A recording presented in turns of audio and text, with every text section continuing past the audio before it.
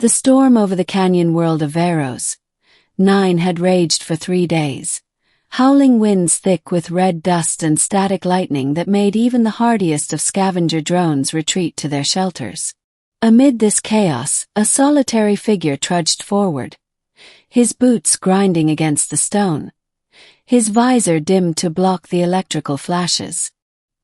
His name was Kalen Ward, a drifter, engineer for hire, and wanderer of forgotten starlanes. Kalen had no home but his ship and no loyalty but to the stars. He'd been following a weak distress beacon, one he almost ignored. Yet something in the signal, a tone that didn't sound automated, almost like a cry for help, pulled him toward it. As the storm thinned just long enough for him to crest the last ridge, he saw it, a vessel the likes of which he'd never seen, sleek and regal even in ruin. Its hull was dark silver trimmed with violet etching, symbols that hummed faintly even through the dust.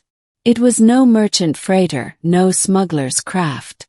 It was something royal, half buried in stone and sand, smoke trailing faintly from ruptured engines. The ship looked like a fallen bird with broken wings. Kalen's breath caught. This was no ordinary wreck. This was a prize.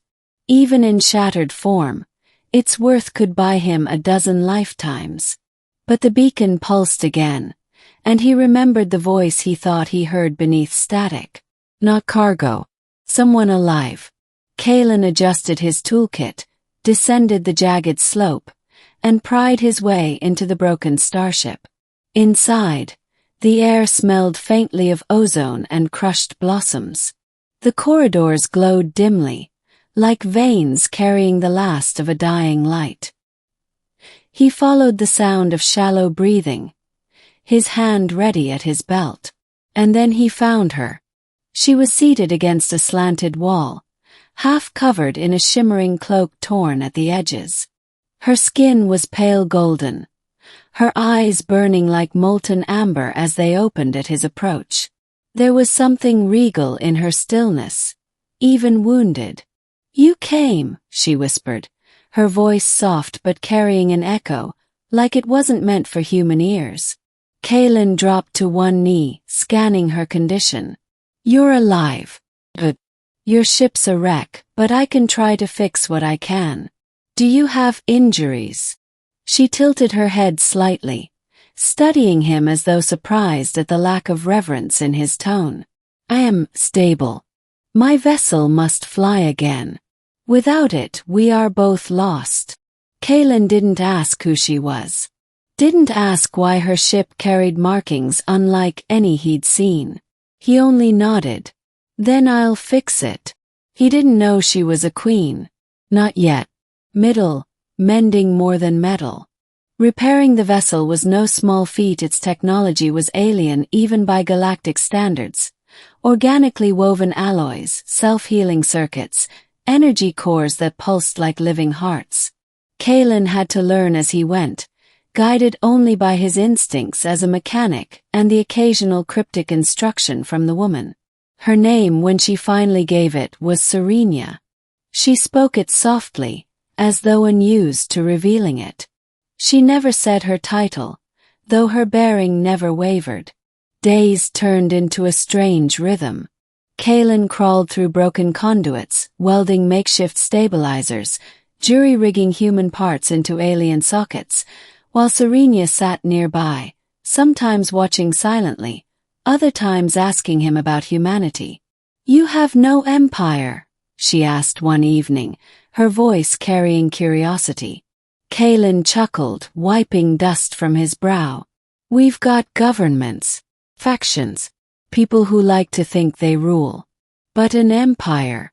Well, humanity's too stubborn to kneel under one flag." Her gaze lingered on him. "And yet you repair a stranger's ship without knowing her worth. Why?" Kalen hesitated, considering. "Because you needed help. Ship's bleeding. You're alive. That's reason enough." Serenia seemed unsettled, as if the concept of help without expectation was foreign to her. Over time he noticed small changes. At first she was distant, speaking only when necessary. But as days passed, her guarded tone softened. She laughed once, light and sudden, when he accidentally shocked himself on a miswired conduit and cursed in a string of human slang she clearly didn't understand. The sound startled them both. At night, when the storm outside grew too loud, she would tell fragments of stories. About star systems ruled by thrones of bloodline. About wars fought not with armies but with words that could fracture planets.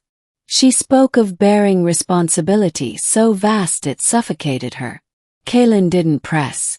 He didn't need to. He was content just listening. But as he worked deeper into the ship, he began to realize its true scale.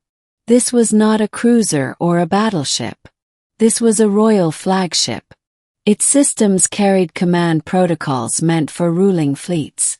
Its insignia was ancient, belonging to dynasties whispered about in smuggler tales but never confirmed.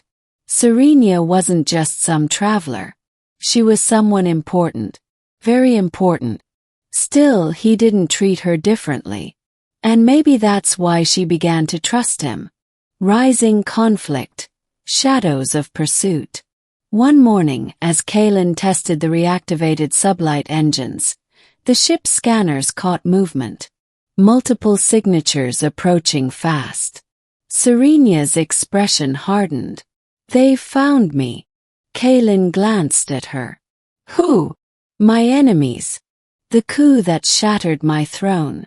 They will not let me live. Nor," she paused, "those who aid me." Kalen's gut tightened. He hadn't signed up for this.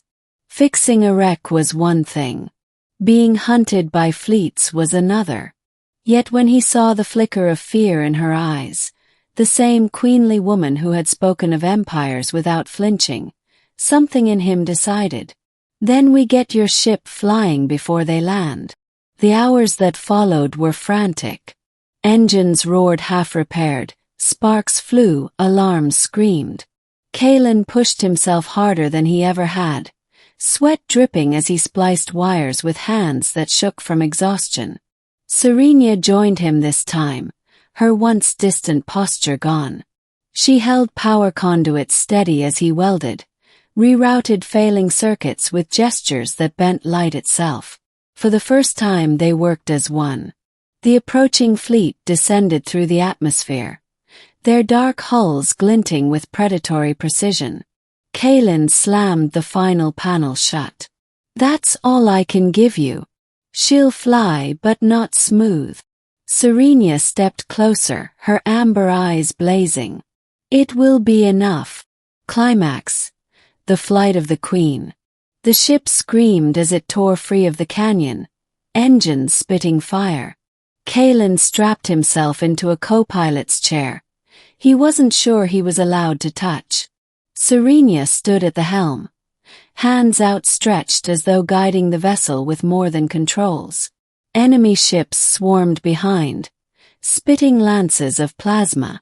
The flagship shuddered, shields barely holding. Kalen gritted his teeth. "She won't last long like this." Serenia's voice carried calm fury. "She will last as long as her queen commands." At that moment, Kalen saw her not as the wounded stranger he dragged from wreckage, but as something far greater. A leader born of stars, her presence filling the ship as though it recognized her.